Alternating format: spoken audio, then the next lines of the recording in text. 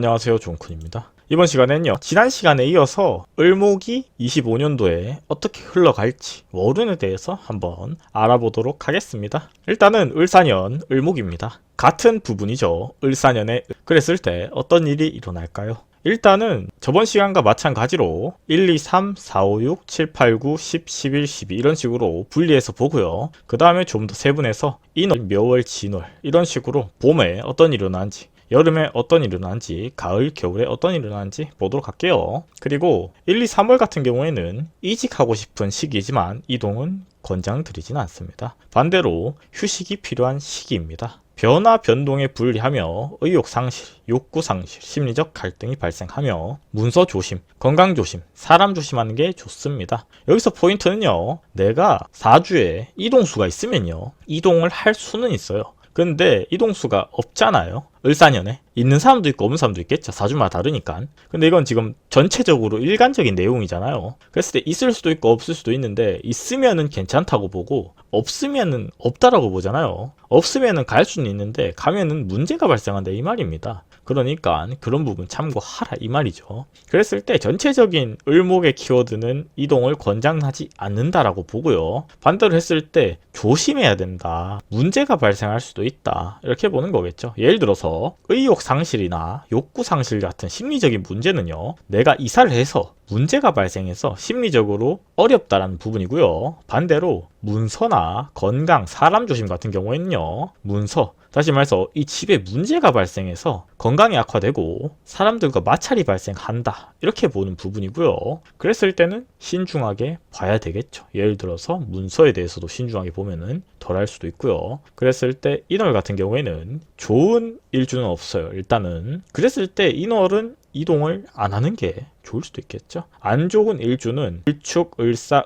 을해입니다. 참고하시고요. 그 다음 묘월 같은 경우에는 을축, 을미, 을해는 좋아요. 그 다음 안 좋은 일주는 을유입니다. 그리고 진월 같은 경우에는 반대로 을유가 좋아요. 그랬을 때 포인트는 반대로 묘월의 이동에 대해서 생각이 있다. 그러면 반대로 진월에 가는 게 더 낫지 않을까요? 라고 해석할 수도 있겠죠. 그리고 반대로 흉한 일주는 을묘, 을해인데 반대로 을해 일주 같은 경우에는 묘월에는 좋았는데 진월에는 안 좋은 부분이 있죠. 그랬을 때 언제 가야 된다라고 물어보면은 묘월이 좋다라고 해석할 수도 있겠죠. 다음 4, 5, 6월입니다. 사음이죠. 그랬을 때 의욕이 더욱 상실되고 의기소침, 건강을 조심할 시기입니다. 의기소침이라는 게 결국 내가 뭔가를 해야 되는데 자꾸 막힌다는 거죠. 몇 번 막히다 보면은 아무 문제가 없는데도 불구하고 본인이 능력을 활용을 못한다는 얘기예요. 그랬을 때 변화, 변동, 복지, 부동. 다시 말해서 하는 일을 계속 해야 됩니다. 변화를 둘 이유가 없어요. 올해는 조금 어려울 수도 있는데 그래도 포기하지 말고 나아가야 된다. 감정 관리를 잘해야 된다.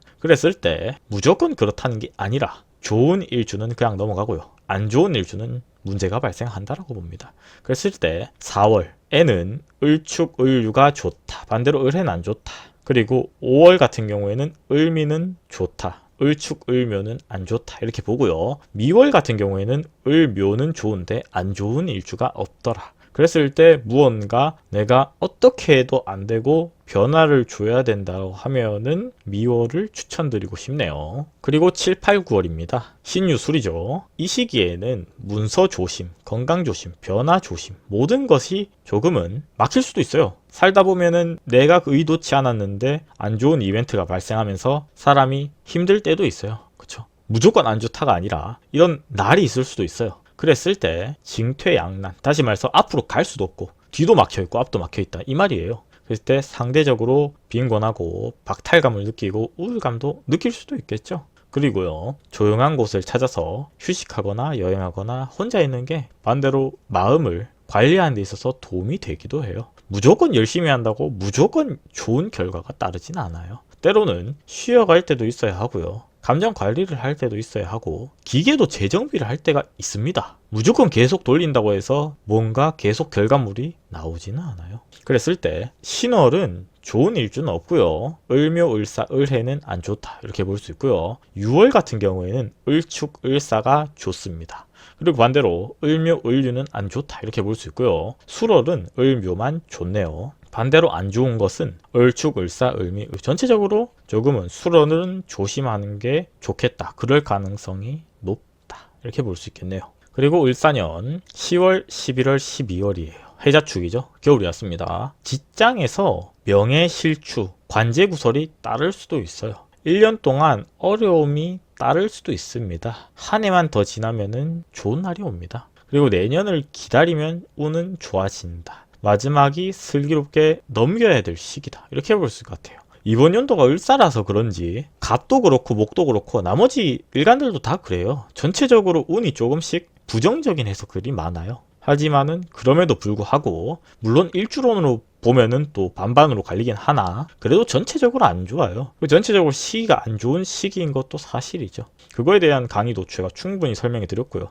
그렇지만은 안 좋은 시기를 어떻게 보내느냐가 인생 성공의 비결이 되기도 하죠. 그랬을 때 해월은 을묘, 을미가 좋습니다. 반대로 안 좋은 부분은 을사, 을해고요. 자월은 을축일주만 좋네요. 그 다음에 을묘, 을미, 을류는 안 좋다. 조심해야 된다. 그리고 반대로 축월은 을사, 을유가 좋습니다. 그랬을 때 여기서 포인트는요. 을사년에서 누가 현명하게 살아갈 수 있느냐를 보는 부분은 축월을 보겠죠. 그죠? 그랬을 때 을사, 을유가 준비를 잘한다. 반대로 을미는 조금은 감정 관리도 잘해야 되고 준비를 좀 더 하는 게 성공 비결이 될 수도 있다. 이렇게 볼 수 있겠죠. 그래서 이번 시간에는요. 일간이 월운이 어떻게 되는가에 대해 설명해 드렸고요.